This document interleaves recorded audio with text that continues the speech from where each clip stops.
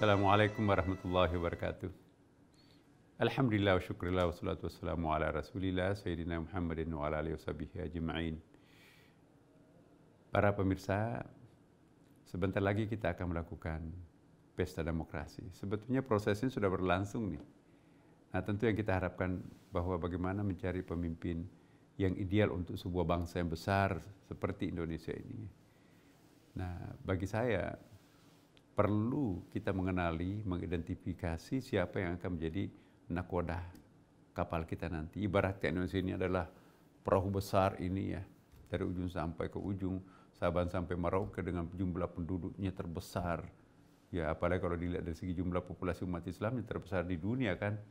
Nah, tentu yang kita akan jadikan pemimpin nanti ke depan itu adalah yang pintar menjadi nakoda yang benar. Atau kalau mau dianalogikan dengan salat berjamaah, tentu yang kita akan jadikan sebagai imam itu adalah memenuhi persyaratan sebagai imam. Syurutul imam dalam fikih ibadah dan fikih siasa itu kan ada ya. Nah, maka itu merupakan satu kewajiban mutlak itu untuk mengenali siapa yang bakal menjadi pemimpin kita. Ya, jangan sampai nanti orang yang tidak memenuhi persyaratan untuk menjadi imam mau mengimami kita. Kalau batal sholatnya imam, maka batal sholatnya seluruh makmum. Maka ini wajib hukumnya untuk mengetahui siapa yang akan memimpin kita nanti. Baik sebagai imam maupun dalam skala lebih makro sebagai pemimpin masyarakat. Nah, jadi inilah perlunya kita mengenal calon-calon itu. Dan saya menghimbau kepada para masyarakat bangsa Indonesia ini, sebagai pencinta demokrasi, mari kita dengan penuh kemerdekaan tanpa tekanan sedikit pun dari manapun juga. Ya, jangan kita mempertaruhkan akidah kita, mempertaruhkan dengan harga diri kita, mempertaruhkan dengan masa depan bangsa kita dengan sembrono menentukan pilihan. Kita wajib hukumnya untuk mengenali siapa yang bisa menjadi nakoda untuk kapal besar Indonesia ini. Perlu pengalaman, jam terbang dan seterusnya kan. Dan yang kedua, kita juga perlu mengenali diri kita. Ya, mengidentifikasi diri kita, apakah aku klop dipimpin dengan orang yang akan menjadi pemimpin ini nanti. Nah, alhamdulillah kita sekarang kan ada 3 calon pilihan ini. Nah, kalau saya sih tidak mempersoalkan secara formal karena buktinya KPU sudah menetapkan 3 calon ini, otomatis persyaratan formalnya itu sudah memenuhi syarat. Nah, persoalannya sekarang ini adalah persoalan subjektivitas kita ini sebagai seorang pemilih. Kan tidak mesti harus kita sepakat semua satu keluarga, aku pilih si A. Jadi kita punya hak asasi untuk menentukan mana yang terbaik untuk memimpin kita ke depan. Nah, tentu saja bagi kita ya sebagai warga bangsa Indonesia yang mayoritas umat Islam ini, tentu kita akan melihat kriteria-kriteria keagamaannya juga ada ya.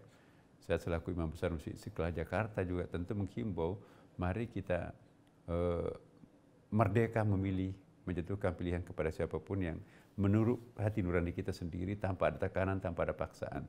Insya Allah, innamal a'malu binniyati. Semoga Allah memberikan pemimpin yang terbaik untuk kita semuanya. Dan kita juga berdoa kepada Allah Subhanahu wa Ta'ala,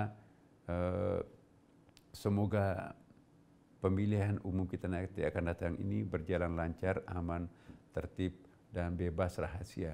Sehingga betul-betul kita menemukan pemimpin yang sangat pantas untuk memimpin bangsa yang besar dan untuk mengangkat martabat keindonesiaan kita di masa akan datang. Tentu kita juga harus melihat bagaimana Islam itu menuntun warganya untuk memilih calon pemimpin yang baik. Ya, jadi tuntunan Islam itu ada ya kan. Misalnya kita diminta untuk melakukan musyawarah. Wa syawirhum fil amri fa iza azamta fatawakkal 'ala Allah. Innallaha yuhibbul mutawakkilin.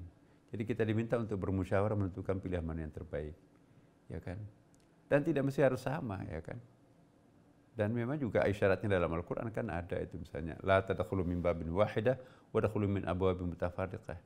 Ya, tidak perlu harus masuk satu-satunya pintu, masuklah melalui pintu-pintu yang berbeda-beda.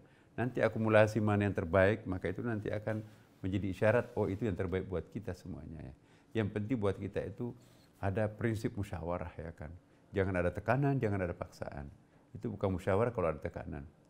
Dan yang paling penting juga buat kita dalam Islam ini, ya Islam itu menganjurkan kita itu memilih pemimpin yang amanah.